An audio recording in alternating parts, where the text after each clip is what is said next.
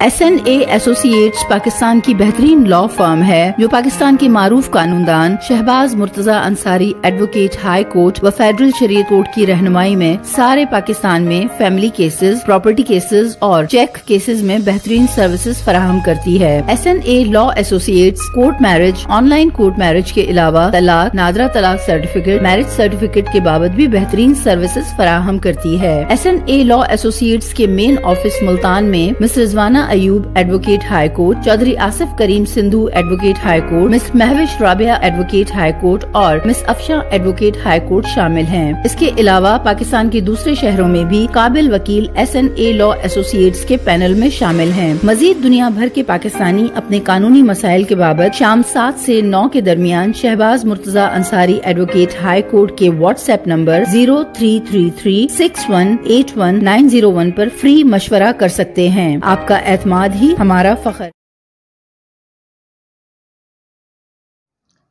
मोहतरम नाज़रीन, अस्सलाम वालेकुम। Shahbaz Murtaza Ansari advocate high court व फेडरल शरीयत कोर्ट मुल्तान पाकिस्तान से आपसे मुखातिब हूँ। आज का जो मेरा वीडियो लेक्चर है ये एक लिहाज से इंतहाई अहम है। ये है कि हक़ुल महर की वसूली का दावा लिखने का तरीक़ाकार। ये ख़ास तौर पर जो लॉ के स्टूडेंट्स हैं या जो नए वकील हैं जिन्होंने वकालत में कदम रखा है उनके लिए ज़्यादा अहम है, ताकि उनको पता लगे कि दावा हक़ुल महर लिखने का तरीक़ाकार क्या है। और इसमें मैं ये भी बताऊंगा कि निकाह नामे में हक़ुल महर कैसे लिखना चाहिए और फिर दावा हक़ुल महर कैसे लिखते हैं, और कौन सी बात है जो निकाह नामे में ना लिखी जाए या दावे में ना लिखी जाए तो उससे औरत अपने हक़ुल महर से महरूम हो सकती है। तो इस लिहाज से आज का ये वीडियो लेक्चर जो है इस लिहाज से मेरा अहम होगा। और अभी तक आप लोगों ने अगर मेरे यूट्यूब चैनल को सब्सक्राइब नहीं किया तो काइंडली इसको लाइक करें, सब्सक्राइब करें, दोस्तों में शेयर करें ताकि उसको मेरी वीडियोस मिल।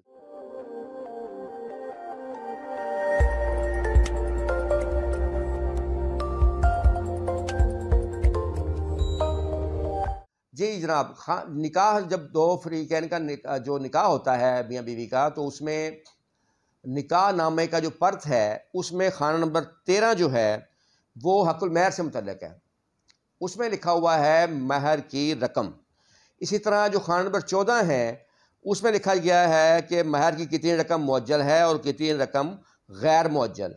इसी तरह खाना नंबर 15 है उसमें लिखा गया है कि आया महर का कुछ हिस्सा शादी के मौका पर अदा किया गया, अगर किया गया तो किस कदर। इसी तरह खाना नंबर 16 है उसमें लिखा गया है कि आया पूरे महर या उसके किसी हिस्से के एवज़ में कोई जायदाद लिखी गई है। अच्छा, ये बुनियादी तौर पर ये खाने जो लिखे गए हैं यही गलत लिखे गए हैं। इसकी वजह से ना सिर्फ अबहम पैदा होता है बल्कि अक्सर मौलवी हज़रात जो हैं वो सही तरीके से उसको फिल नहीं कर पाते, जिसकी वजह से मसाइल बनते हैं। सबसे पहले तो जो खाना नंबर 13 है महर की रकम, उसमें उसकी बजाय लिखा जाना चाहिए महर की तफसील। फिर आगे उसके 3 जुज़ बनाने चाहिए।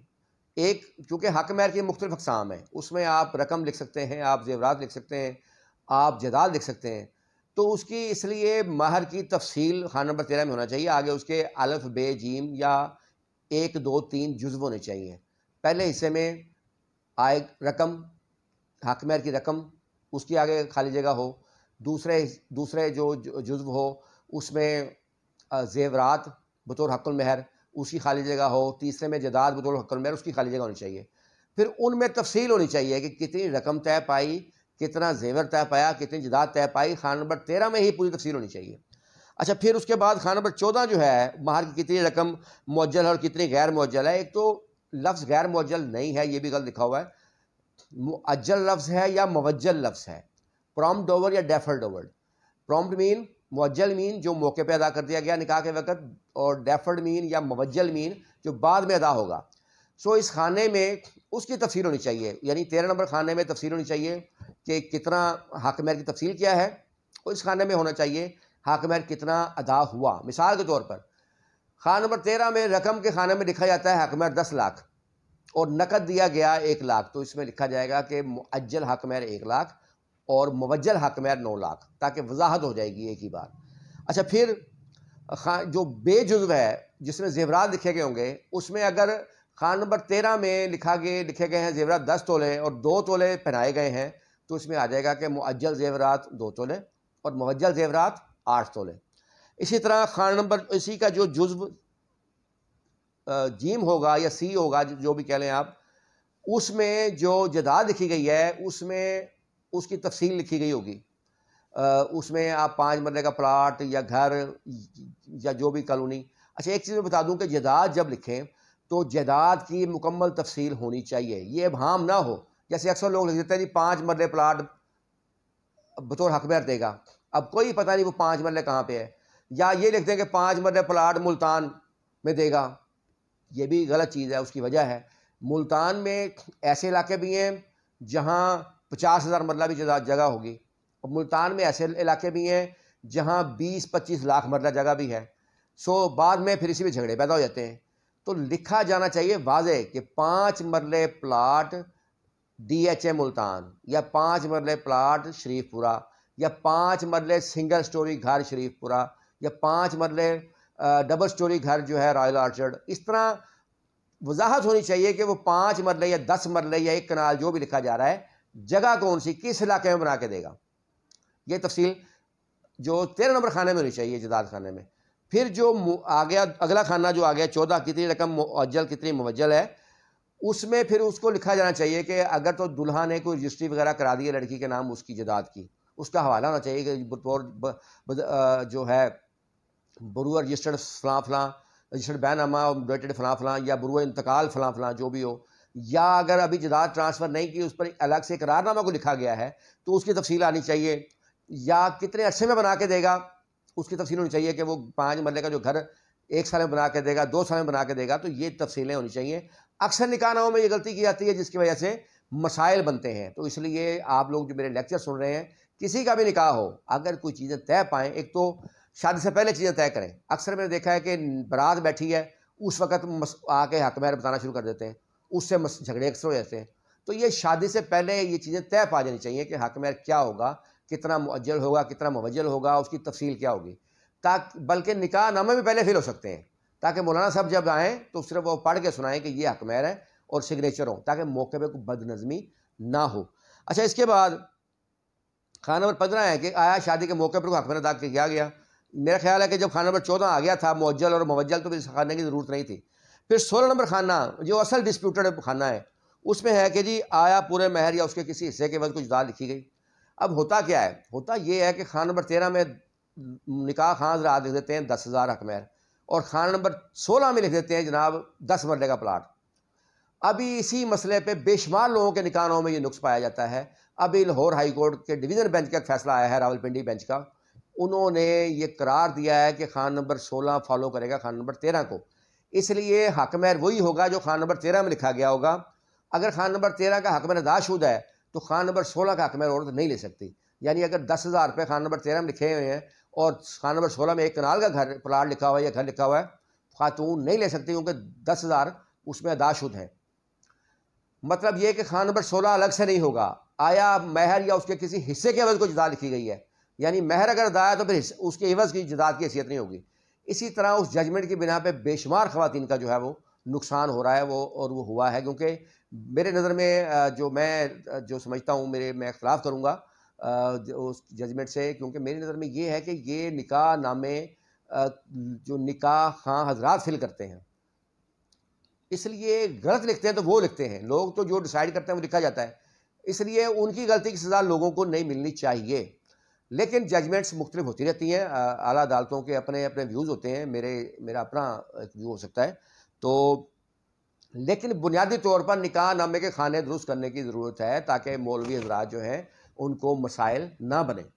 اب آتا ہوں میں دعویٰ کی طرف کہ جب آپ نے دعویٰ دائر کرنا ہے حق المہر کا تو دعوے میں کیا ہونا چاہیے. سب سے پہلے تو اوپر بعدالت جناب جو بھی آپ کا شہر ہے, سینئر سول جج صاحب, جج فیملی کورٹ ملتان یا لاہور ہے, جڑا والا واٹ ایور جو بھی ہے, اس کے بعد فریقین کے نام آتے ہیں. اس کے بعد ٹائٹل آئے گا دعویٰ دلا پنے حق المہر, اور ٹائٹل میں پوری تفصیل ہونی چاہیے حق المہر میں کہ اس میں 10 تولے طلائی زیورات اور اس کے بعد 10 لاکھ روپے اور 1 کنال پلاٹ واقع فلاں بمطابق نکاح نامہ, یہ لکھا جانا چاہیے ٹائٹل.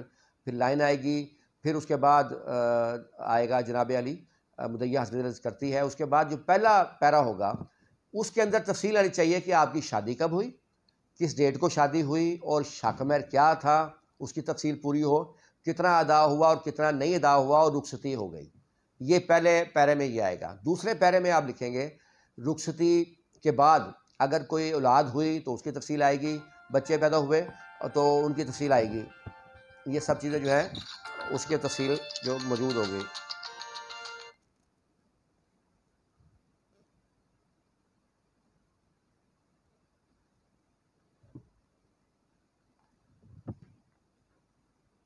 ٹھیک ہے،